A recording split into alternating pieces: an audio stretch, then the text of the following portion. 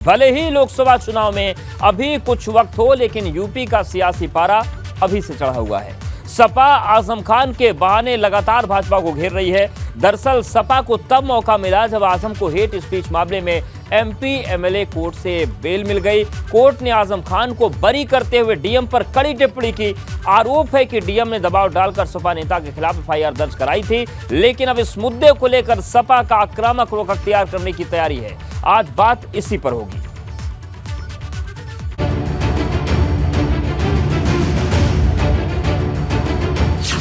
अब की बार आजम पर आर पार।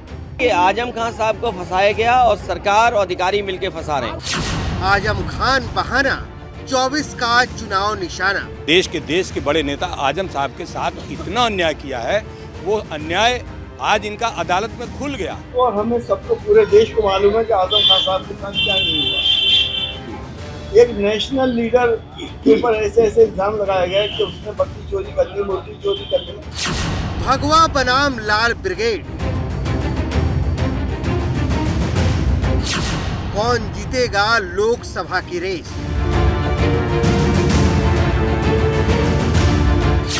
उत्पीड़न पर आजम का अग्निपथ,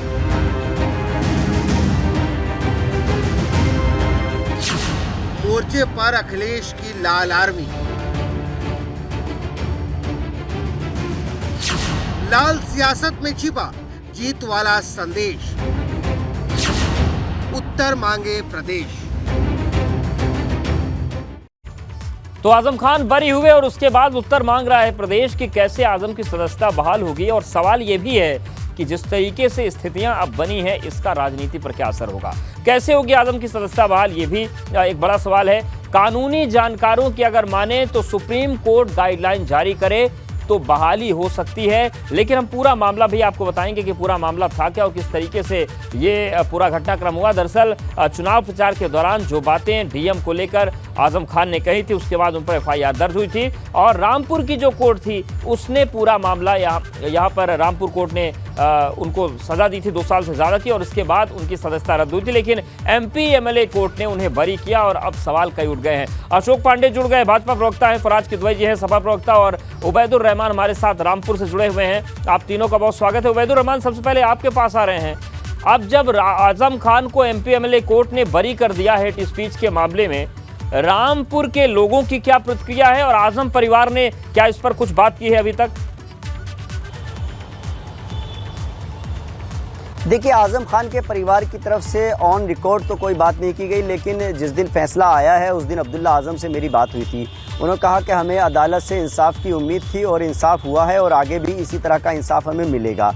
जो आजम खान को एडीजे की अदालत ने बरी किया है, उसके बाद से चर्चा आम लोगों में यही है कि आजम खान को निर्दोष थे और उनकी जो विधानसभा की सदस्यता रद्द हुई और उसके बाद उपचुनाव हुए और भाजपा जीती, तो कहीं ना कहीं आम जनता में ये मैसेज जा रहा है कि जब अदालत उनको बाइज्जत बरी कर दिया है तो ये जल्दबाजी में लिया गया फैसला था जो उपचुनाव हुआ। लेकिन क्योंकि कानूनी प्रक्रिया होती है, कानूनी तरीके से सारे काम हुए हैं, तो इसलिए आजम खान अब हाई कोर्ट जाएंगे या सुप्रीम कोर्ट जाएंगे तो उनको कुछ गाइडलाइन मिल सकती है। लेकिन और बहुत सारे मुकदमे ऐसे हैं जिसको लेकर के आजम खान की परेशानियां कोई कम नहीं है। आज जो 27 लोगों का प्रतिनिधि मंडल एक जा रहा है जिलाधिकारी रामपुर से मिलने वाला इससे थोड़ी देर बाद, जिसमें जो समाजवादी पार्टी के सांसद हैं डॉक्टर शफीकुर रहमान बर्क संभल से, वो हैं, फिरोज़ खां हैं संभल वाले, और उसके अलावा डॉक्टर एस टी हसन हैं, जावेद अली हैं, 3 सांसद हैं और लगभग 12 जो है विधायक हैं। इसके अलावा अन्य नेता हैं जो आसपास के मुरादाबाद मंडल के जिलाध्यक्ष हैं, मुरादाबाद, अमरोहा, रामपुर, संभल के। तो ये तमाम नेता आपसे थोड़ी देर बाद रामपुर में जो जिलाधिकारी हैं उनसे मिलेंगे। आजम खान पर जो कार्रवाई चल रही है उसको लेकर के बात करेंगे। अभी थोड़ी देर पहले दारुल अवाम आजम खान पहुंच चुके हैं और जो नेता हैं जिसमें डॉक्टर एस टी हसन हैं, डॉक्टर शफीकुर रहमान बर्क हैं, वो रामपुर पहुँच चुके हैं। तो कुछ और नेताओं का भी इंतज़ार हो रहा है और उसके बाद पूरा प्रतिनिधिमंडल जो है 27 लोगों का, वो रामपुर के जिलाधिकारी से बात करेगा, मिलेगा और जिस तरह से कार्रवाई चल रही है उस सिलसिले में अपनी बात रखेगा। जी ठीक है। अशोक पांडे जी, देखिए ये जो पूरी तस्वीर है, राजनीतिक तौर से जो बातें होती है वो तो हम दिखाते ही रहते हैं। कोर्ट का वर्जन भी आ गया, कोर्ट ने बरी कर दिया, डीएम पर टिप्पणी भी की और जनता की बात भी उबैदुर रहमान ने बता दी और रामपुर में मौजूद है कि जनता भी ये मान रही है कि आजम खान के इस मामले में जो चीज़ें की गई हैं वो ठीक नहीं थी। ये बताइए कितनी जल्दी क्यों थी? आजम के मामले में बड़ी जल्दी थी, राहुल गांधी के मामले में बड़ी जल्दी थी, लेकिन खतौली में तब आपकी तरफ से फैसला होता है जब जयंत चौधरी चिट्ठी लिख देते हैं। तो ये टारगेट वाकई कर रहे हैं क्या आप लोग विपक्ष के नेताओं को और खास तौर से आजम खान को?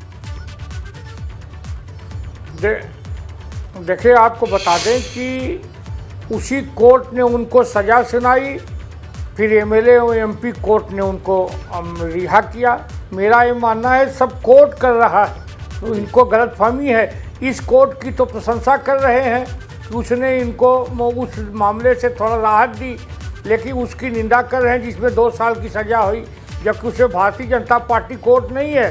दूसरी बार आजम खान को भाजपा परेशान नहीं कर रही है।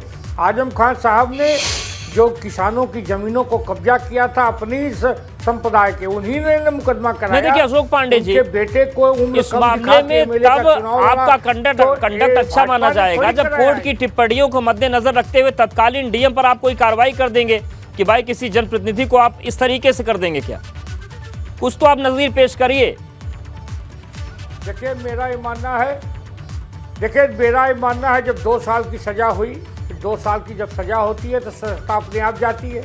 उसके बाद अभी जो उनको राहत मिली है, मेरा ये मानना है निश्चित तौर पे हम इसकी जांच करेंगे। लेकिन ये मेरा मानना है कि भारतीय जनता पार्टी का जो हाथ बताया जा रहा है, ये जरूर है कि उत्तर प्रदेश में कानून का राज है, कानून अपना काम कर रहा है। यही उत्तर प्रदेश था जहाँ मुलायम सिंह जी मंच पे बैठे थे तो अतीक अहमद कुत्ता लेके गया था, उसके कुत्ते से हाथ मिलाते थे।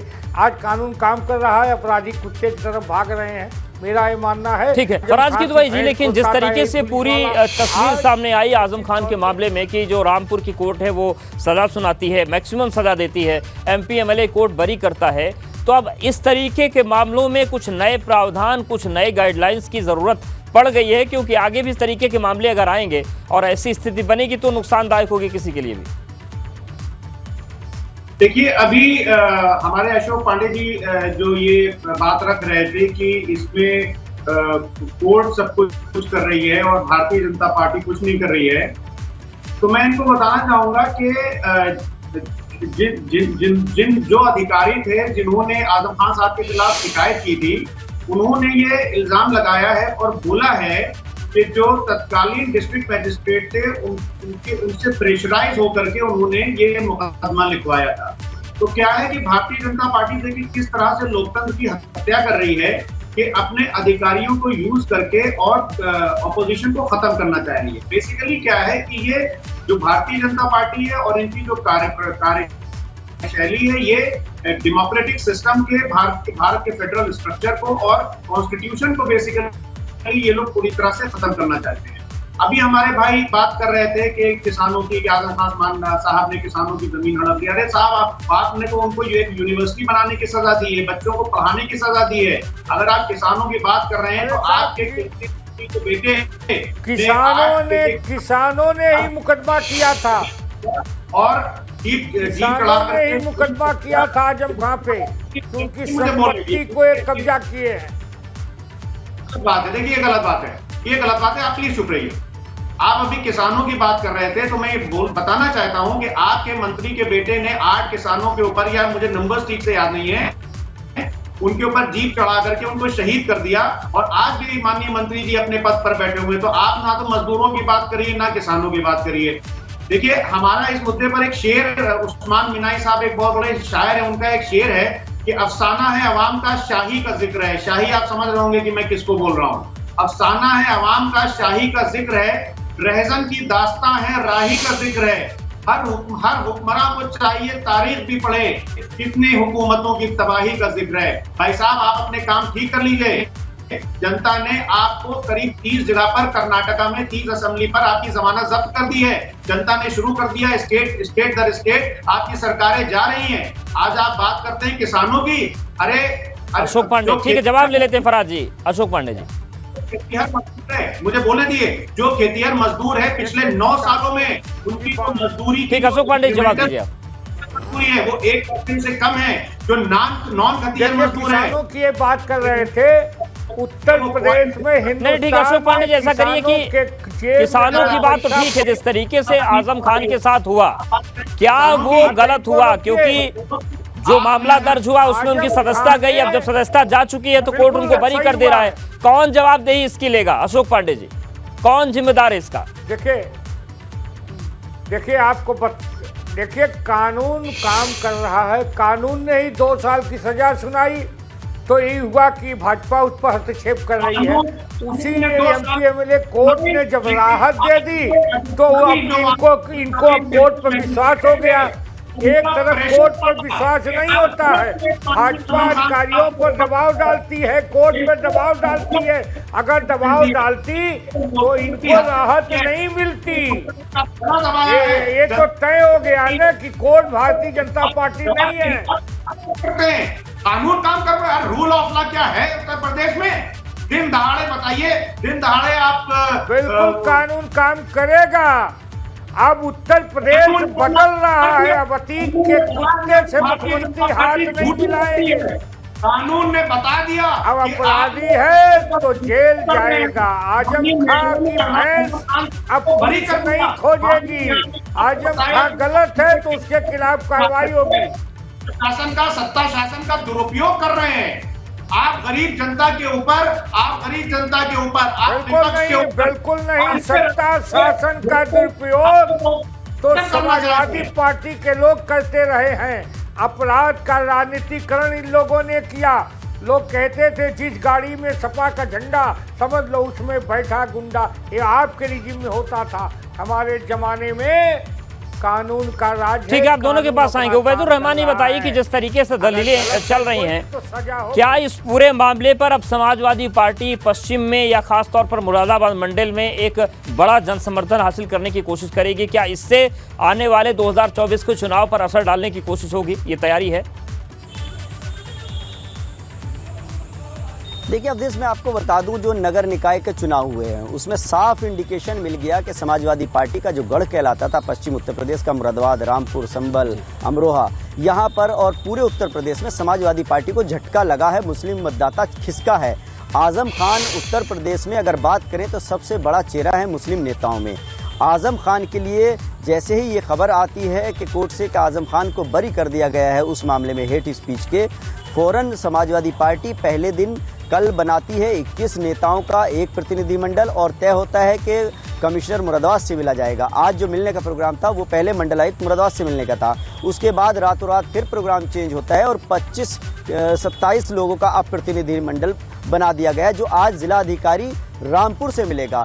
देखिए इसमें राजनीति बहुत भरपूर है जो सामने दिख रहा है। इसके अलावा भी पर्दे के पीछे बहुत कुछ चल रहा है। 2024 का लोकसभा चुनाव है।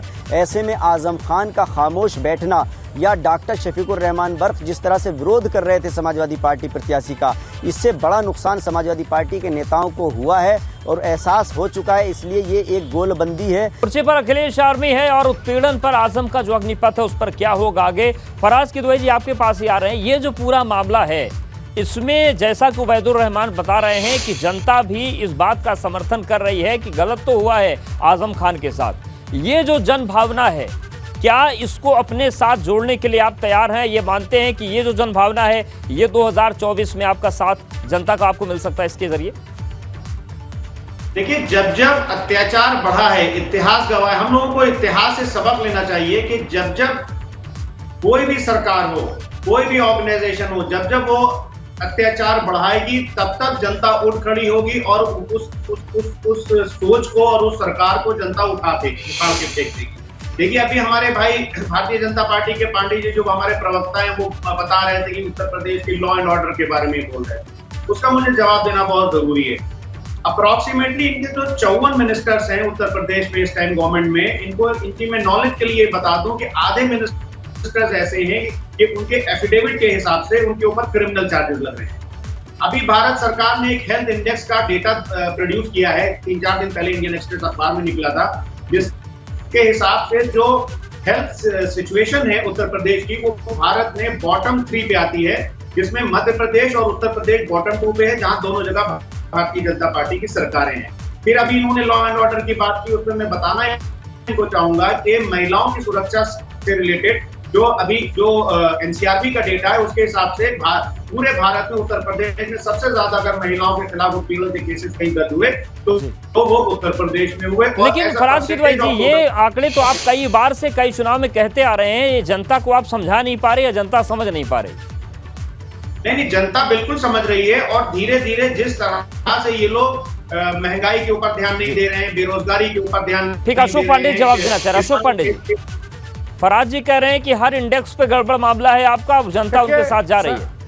सर मैं ये नहीं कह रहा हूँ, ये तो भारत सरकार कह रही है। देखिए सबसे बड़ी बात है,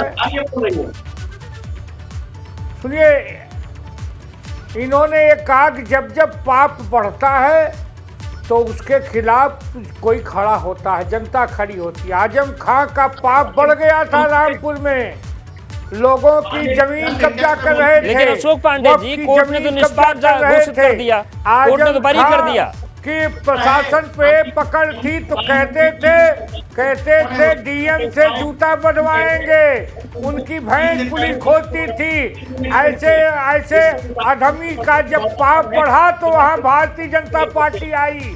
और मेरा मानना है कानून अपना काम कर रहा है और उत्तर प्रदेश में महिलाओं पे नंबर 1 पर उत्तर प्रदेश है, जो महिलाओं पे जो मुकदमा दर्ज हो। ठीक, वक्त कम है। अशोक पांडे जी, एक आखिरी जवाब आप दे दीजिए कि आजम खान के मामले पर भाजपा बार बार बैकफुट पर आती है, क्यों आ जाती है? उनको जमानत नहीं मिल रही थी, सुप्रीम कोर्ट ने क्या कहा आपको याद होगा। अब देखिए इस मामले में कोर्ट ने बरी कर दिया, 2 बार बुरी तरीके से बैकफुट पर आ चुके हैं आप लोग। उसमें भारत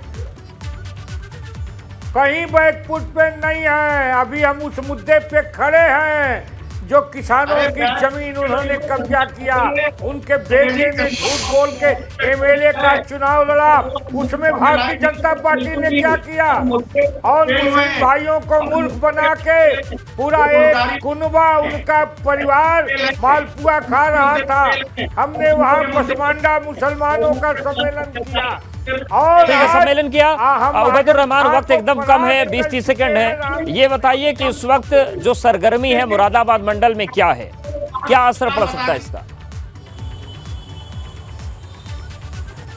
देखिए, मुरादाबाद मंडल के जितने भी समाजवादी पार्टी के नेता हैं, भले ही आपस में उनमें गुटबाजी है, जैसे नवाब इकबाल महमूद और डॉक्टर बर्क की बात करें, दोनों में एक दूसरे को पसंद नहीं करते। लेकिन आजम खान के मामले में जब अखिलेश यादव का आदेश आया तो सारे लोग आज रामपुर पहुंच गए हैं। तो ये जो एकजुटता हुई है वो हुई है नगर निकाय के चुनाव के बाद। जो माहौल मिला है तो समाजवादी पार्टी के नेता समझ चुके हैं कि अब अगर हम एक नहीं हुए, आजम खान के साथ नहीं खड़े हुए, उस लड़ाई को नहीं लड़ा बिल्कुल। गया, और अब देखने तो वाली बात होगी कि राजनीति किस तरीके से उस पूरे मामले पर आगे बढ़ेगी।